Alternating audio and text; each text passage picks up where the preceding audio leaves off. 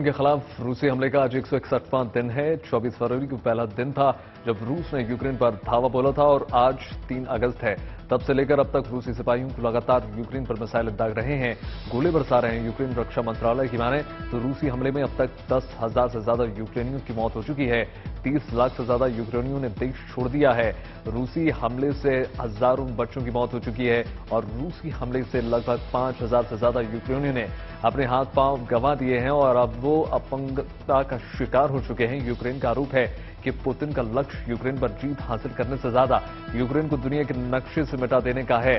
तभी उनकी सेना यहां के निर्दोष नागरिकों की हत्या करने में जरा भी संकोच नहीं कर रही। बीते सोमवार को भी रूसी लड़ाकों ने यूक्रेन के अलग अलग 40 से ज्यादा ठिकानों पर तबाही मचाई।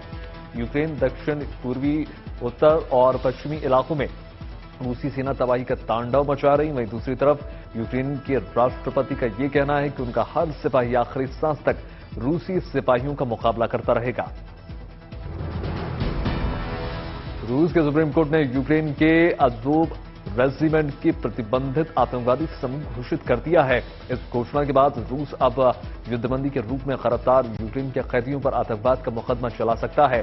दक्षिण यूक्रेन के मारिउपोल में रूस के साथ हुई लड़ाई में अज़ोव रेजिमेंट ने महत्वपूर्ण भूमिका निभाई थी। रूस लगातार इस रेजिमेंट पर नाजियों की रणनीति अपनाने का आरोप लगाता रहा है और रूस ने महाअभियोजक कार्यालय में अज़ोव को आतंकी समूह घोषित करने के लिए साल मई में प्रस्ताव पेश कर दिया था। अज़ोव रेजिमेंट के कई लड़ाकों ने समय मास्को के बंधक में हैं और रूसी अधिकारियों ने उनके खिलाफ कई आपराधिक मामले दर्ज कर रखे हैं।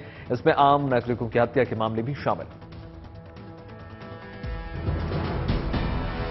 यूक्रेन का आरोप है कि रूस उसके विशेष धार्मिक समुदाय के लोगों को चुन चुनकर निशाना बना रहा है। इन दिनों यूक्रेन के उत्तरी इलाकों पर रूसी सेना अपनी पकड़ मजबूत करने के लिए दिन रात बमबारी कर रहा है। यह जानकारी देते हुए सूमी इलाके के मिलिट्री एडमिनिस्ट्रेशनल चीफ दिमित्री ने बताया कि बीते मंगलवार को रूसियों ने सूमी इलाके के 4 अलग अलग धार्मिक समुदाय की बस्तियों पर हमला कर दिया। दिमित्री ने बताया कि बीते दिन सुबह 4 बजे से लेकर 7 बजे के बीच दुश्मनों ने हुलुखिव, खालीहिन, खोटिन, माइकोलाइक समुदाय की बस्तियों पर लगभग 4 घंटे तक जमकर बमबारी की और घरों को आग के हवाले कर दिया।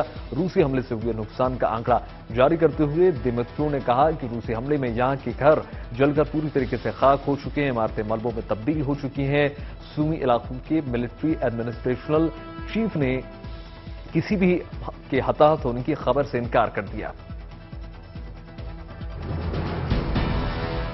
Institute for the study of war ISW ने संभावना जता दी है कि यूक्रेन के खिलाफ रूसी हमला लंबे समय तक चलता रहेगा और रूस इसकी तैयारी जोर शोर से कर रहा है। यूक्रेनी मुख्य खुफिया निदेशालय से मिली जानकारी के मुताबिक ISW ने दावा कर दिया है कि रूसी युवा सेना कैडेट्स नेशनल विमेन मूवमेंट यूनार्मिया ने बेलगोरोड इलाके के आसपास के जिलों में 500 से ज्यादा कैडेट और 1000 से ज्यादा जूनियर रूसी सेना की भर्ती कर उन्हें स्पेशल ट्रेनिंग दे रहा है।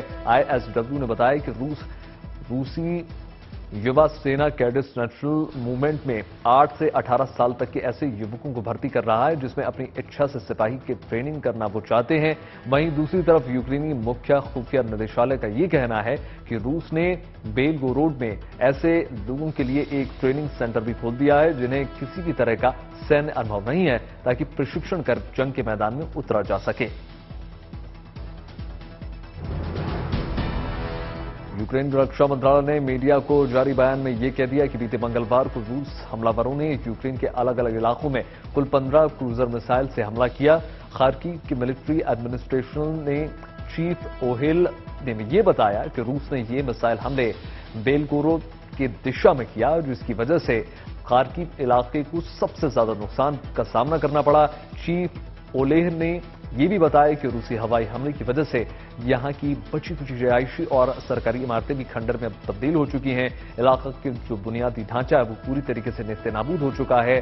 सीनी हुआबोव ने यह भी बताया कि जिस तरह से रूसी हमलावरों ने खार्किव को तबाह किया है उसे देखकर ये कल्पना करना मुश्किल है कि कभी खार्किव का पुनर्निर्माण दोबारा किया जा सकता है। उन्होंने कहा कि रूसी फौज यहां कर रहे लोगों के मन में खौफ पैदा करने का मकसद बार बार एक ही इलाके में जानबूझकर गोलीबारी कर रही है।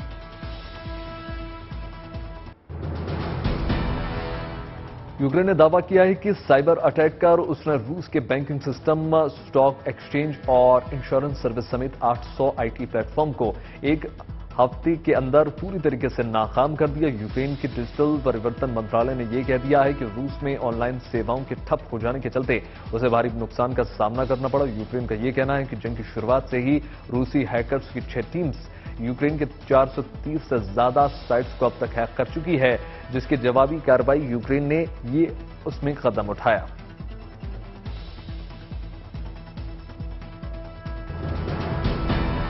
नेटो और पश्चिमी देशों से मिल रहे सैन्य मदद की वजह से यूक्रेनी इलाके रूस सिपाहियों को जमकर टक्कर देते हुए नजर आ रहे हैं। लंबी खींचते जंग को देखते हुए डेनमार्क ने यूक्रेन को एंटी शिप हार्पून मिसाइल भेजना शुरू कर दिया है। यूक्रेन की सेना में इन मिसाइलों के शामिल होने से ब्लैक सी में यूक्रेन की सैन्य ताकत कई गुना ज्यादा बढ़ चुकी है। हार्पून दुनिया की सबसे खतरनाक मिसाइलों में से एक है। एक हार्पून मिसाइल 221 किलोग्राम वॉरहेड के साथ दुश्मन की युद्धपूत को निशाना बनाने में सक्षम मानी जाती है।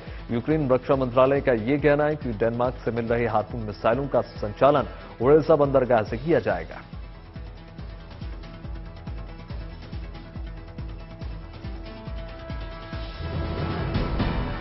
यूक्रेन के उत्तरी इलाकों के सुमी और चॉर्नोबिल में रूसी फौज की भीषण बमबारी लगातार जारी है। यूक्रेनी रक्षा बल का यह कहना है कि डोनबास में रूसी लिचुत्स्का और सेवेरोडोनेत्स्क के इलाकों में यूक्रेनी सैनिकों को घेरकर यूक्रेन के मेन लॉजिस्टिक्स रूट्स को ब्लॉक करना चाहता है। रूसी सेना सेवेरोडोनेत्स्क शहर के उत्तरी पूर्वी बाहरी इलाकों में पैर जमाने की कोशिश लगातार कर रहा है। यूक्रेन का यह कहना है कि रूसी सिपाही सेवरस्की डोनेट नदी पर पार करने की कोशिश लगातार कर रहा है। वहीं दूसरी तरफ रूसी सैनिक सेवेरोडोनेत्स्क के पूर्वी इलाके समेत लुहांस्क पर जमकर गोले दाग रहा है, जिसमें अब तक हजारों निर्दोष नागरिकों की मौत हो चुकी है।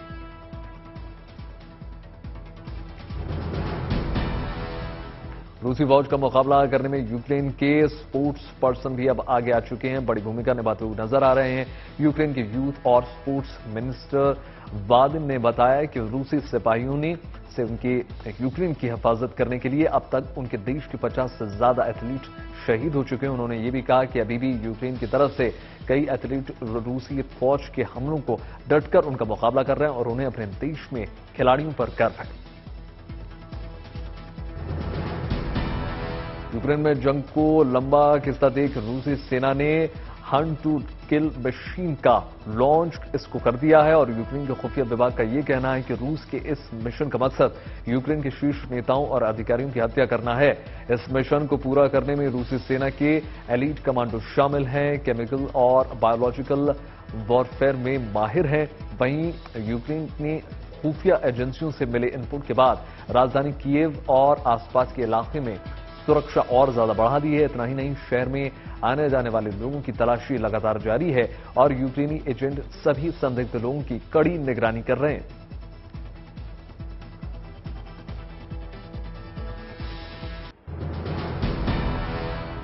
रूस किसी भी सूरत में यूक्रेन पर अपनी जीत की दावेदारी कर युद्ध को खत्म करने की फिराक में है और इसके लिए वो लगातार यूक्रेन में हमले तेज करता चला जा रहा है। रूस के बढ़ते हमलावर को देखते हुए यूक्रेनी, ब्रिटिश और अमेरिकी अधिकारियों ने चेतावनी जारी कर दी है कि रूस तेजी से खतरनाक और सटीक हथियारों के अपने स्टोर को खाली कर रहा है, जिसके नतीजे बहुत खतरनाक साबित होने जा रहे हैं। रूसी लड़ाके यूक्रेनियों को मौत के घाट उतारने में जरा भी देर नहीं कर रहे। कयास ये भी लगाए जा रहे हैं कि रूस यूक्रेन के केमिकल प्लांट्स को निशाना बना सकता है।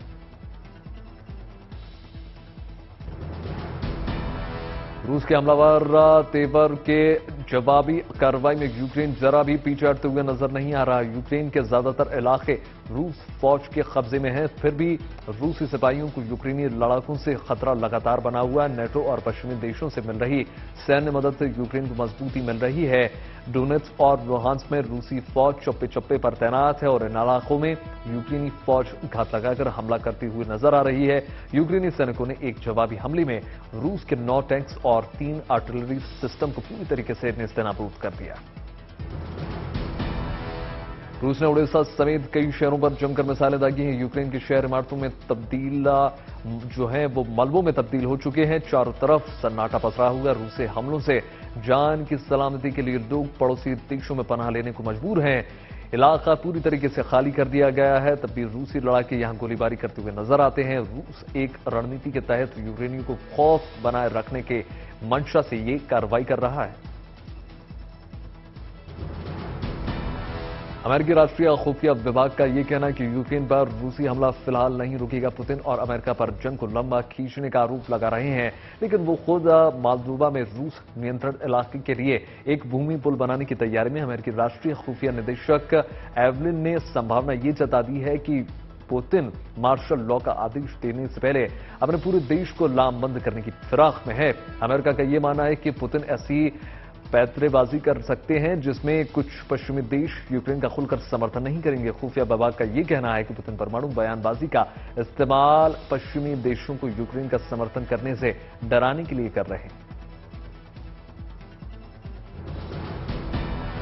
रूस और यूक्रेन के बीच जारी युद्ध के बीच संयुक्त राष्ट्र मानवाधिकार ने एक रिपोर्ट जारी कर दी है। रिपोर्ट के मुताबिक रूस और यूक्रेन के बीच चल रहे जंग के दौरान 3,381 नागरिक अब तक मारे जा चुके हैं और लगभग 3,680 लोग घायल हो चुके हैं। इस जंग में अब तक 7,000 से ज्यादा रूसी सैनिक यूक्रेन में मारे जा चुके हैं। रूस के हमलों से यूक्रेन पूरी तरीके से बर्बाद हो चुका है। कई शहर जो है मलबे में तब्दील हो चुके हैं और अब यूक्रेन के गांवों को रूसी फौज निशाना बना रही है।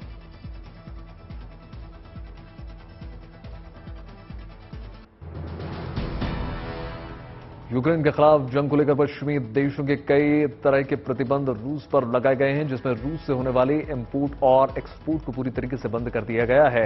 यूरोप के कई देश अपनी ऊर्जा की खपत के लिए पूरी तरीके से रूस पर निर्भर हैं। रूस पर बैन लगाए जाने के बाद यूरोपीय देश ऊर्जा की बड़ी किल्लत से जूझते हुए नजर आ रहे हैं। ऊर्जा को लेकर रूस के प्रति अपनी निर्भरता को खत्म करने के लिए यूरोपियन यूनियन देशों ने $195 अरब खर्च करने की योजना बनाई है। यूरोपियन यूनियन देशों का यह कहना है कि रूस से ऊर्जा लेने के बजाय अब वे खुद ऊर्जा उत्पादन करने जा रहे हैं। रूसी सेना हमले तेज करती हुई नजर आ रही है, तो वहीं यूक्रेनी फौज भी जवाबी हमले से पीछे हटती हुई नजर नहीं आ रही।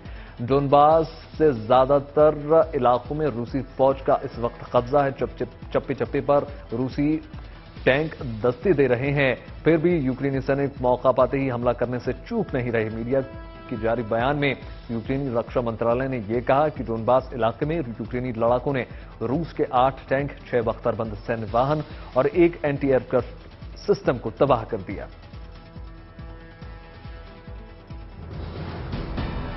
यूक्रेन के खिलाफ रूसी हमले को रोकने के लिए नेटो और पश्चिमी देशों के साथ मिलकर रूस के एक्सपोर्ट इंपोर्ट सिस्टम को तबाह करने की चाल चली, लेकिन रूस ने इसकी परवाह नहीं की। रूस आज भी कई चीजों के लिए पश्चिमी देशों पर पूरी तरीके से निर्भर है, लेकिन रूस अब पश्चिमी देशों को छोड़कर पूरब के देशों में नए बाजार की तलाश कर रहा है। रूस चीन से जितना कोयला आयात करता था, अब उससे 49% ज्यादा आयात कर रहा है। दरअसल पश्चिमी देशों के बैन के बाद रूस कोयले की जरूरत को पूरा करने के लिए चीन पर निर्भर होता दिख रहा है।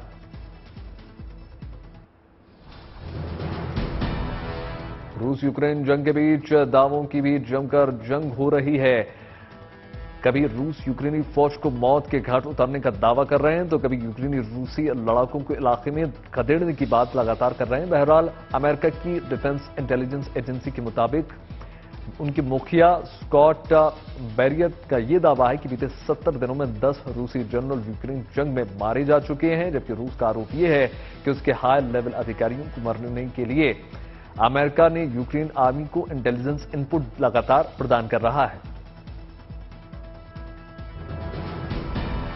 रूसी सेना अब यूक्रेन पर हमला करने के लिए 2S4 टाइलपेन 240 मिलीमीटर के मोर्टार का इस्तेमाल कर रहा है।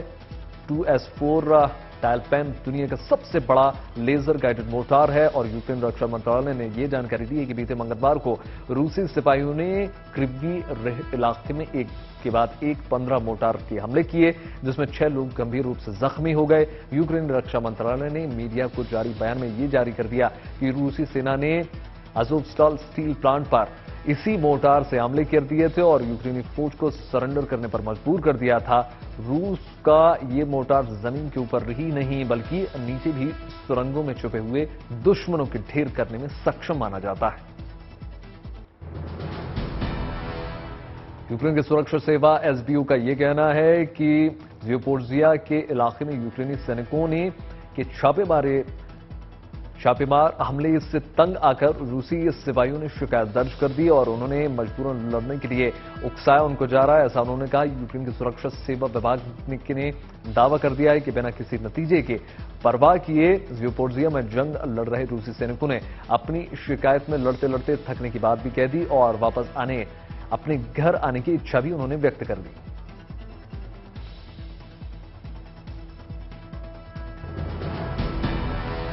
रूस ने अपने बम वर्षक सुपरसोनिक लड़ाकू विमान Tu-160M के इंजन में खास तब्दीली कर उसे पहले से और ज्यादा खतरनाक बना दिया है। पुतिन का यह कहना है कि व्हाइट स्वान नाम के इस लड़ाकू विमान की क्षमता को बढ़ाने के लिए इसमें Nk-32 इंजन का इस्तेमाल किया गया है। रूस का यह लड़ाकू विमान 600 मीटर की ऊंचाई पर 30 मिनट तक उड़ान भर सकता है। इसमें लगे उपकरण 80% तक आधुनिक और अपग्रेडेड हैं और पहले मुकाबले से और ज्यादा मिसाइल ढोने में अब सक्षम हो चुके हैं। रूस का दावा है कि यूक्रेन के खिलाफ अब तक हुए हवाई हमले में इस बम वर्षक विमान की बहुत बड़ी भूमिका इसने निभाई है।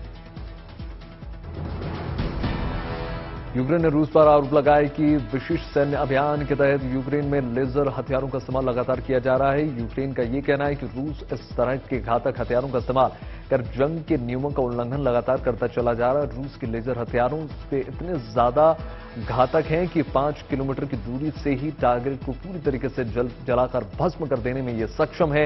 यूक्रेन का कहना है कि रूस इस तरह के हथियारों का प्रयोग करके यूक्रेन की आम नागरिकों की हत्या करने में जरा सा भी संकोच नहीं कर रहा। डोनबास के डोनेट्स्क में आम नागरिकों को जिंदा रहने के लिए खूब मशक्कत करनी पड़ रही है। नहाने के लिए यहां के लोगों को बारिश के पानी का इकट्ठा करना पड़ रहा है। रूसी हमलों से हुए नुकसान की वजह से पूरे इलाके में बिजली पानी की व्यवस्था पूरी तरीके से ठप हो चुकी है। इसी बीच रूस के रक्षा मंत्री ने दावा कर दिया कि उनकी फौज ने खैरसोन में समेत तमाम आसपास के 3 इलाकों में अपने कब्जे में उन्होंने इस वक्त ले रखा है। रूसी हमले से यूक्रेन के कई शहर और गांव पूरी तरीके से खंडर में तब्दील हो चुके हैं। यूक्रेन के खंडर बने इन रिहायशी इलाकों में यूक्रेनी नागरिक जिंदगी की दोबारा शुरुआत करने में लगे हुए हैं। लुहांस्क इलाके में रूसी लड़ाकों ने जमकर बमबारी की और यहां की बिजली, पानी और गैस की सप्लाई को पूरी तरीके से बर्बाद कर दिया।